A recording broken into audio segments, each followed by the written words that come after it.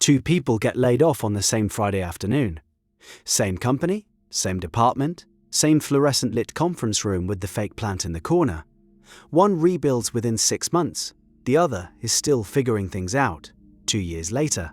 Naturally, we chalk this up to luck. The ancient Hermetic tradition had a phrase for this: the all is mind. Everything you experience passes through a filter you built, and that filter decides what the experience means before you even finish processing it. The idea showed up in the Kabbalion over a century ago, but the mechanism has been observable for as long as humans have been watching each other succeed and fail under identical conditions.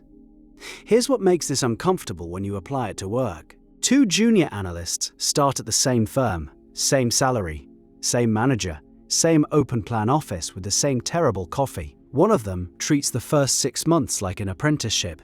She watches how the senior people structure their emails, how they frame bad news to clients, how they turn a meeting that's going sideways into something productive. The other treats the first 6 months like a waiting room.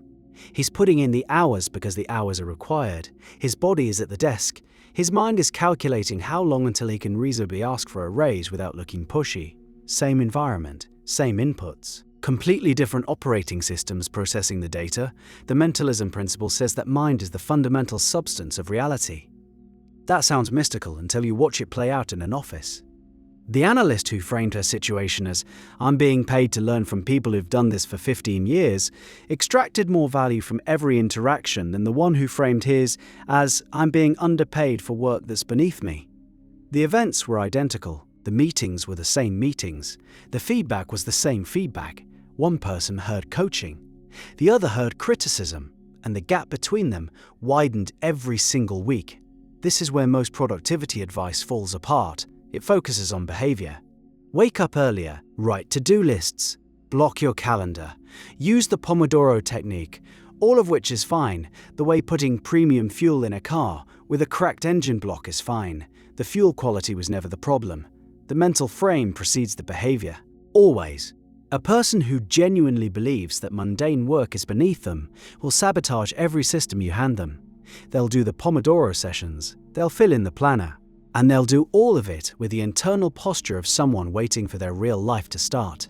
That posture leaks into everything: the emails they send, the way they show up in meetings, the energy they bring to a problem at 4:30 on a Thursday when everyone's tired and the deadline is Monday. You've seen this person. You might have been this person. The Hermetic texts described 7 principles governing reality, and mentalism was the first because it governs all the others. Cause and effect operates downstream of it. Rhythm operates downstream of it. Polarity operates downstream of it. Your mental frame is the upstream variable that colors every downstream experience. Change the frame, and the same job becomes a different job. The same rejection letter becomes a different rejection letter. The same 70-hour week becomes either a crucible or a cage, depending entirely on the mind moving through it. A researcher named Carol Dweck spent decades studying something adjacent to this. She found that students who believed ability was fixed interpreted failure as evidence of their limitations. Students who believed ability was developable interpreted the same failure as information. Same test, same score, same red marks on the page. One group felt defeated. The other group felt curious. The difference in how they responded over the following weeks was staggering, and it had almost nothing to do with raw intelligence. That's mentalism wearing a lab coat. Now, the skeptic in the room, and there should always be a skeptic in the room, will point out that mental framing can become toxic positivity. You can't just think your way out of a genuinely exploitative job, a discriminatory system, or a medical crisis. That's fair. The principle has limits, but the critique usually overshoots, because the claim was never thinking makes reality disappear. The claim is that two people inside the same difficult situation will navigate it differently based on the mental model they're running, and one of those models will consistently produce better outcomes over time. The evidence for that is overwhelming. Consider 2 freelancers who both lose their biggest client in the same month. One spends the next 3 weeks spiraling, replaying the conversation, drafting angry emails she never sends, telling friends the client was impossible to work with anyway. The other spends the first weekend processing the disappointment, genuinely feeling it, because suppression is its own trap. then spends Monday morning mapping out 10 potential replacements. She reaches out to 5 of them by Wednesday. Both freelancers felt the same gut punch on the same day. The divergence happened in the 72 hours after impact. One mind treated the event as a verdict, the other treated it as a data point. And a data point is something you can work with. The ancient Hermeticists would have recognized this pattern instantly.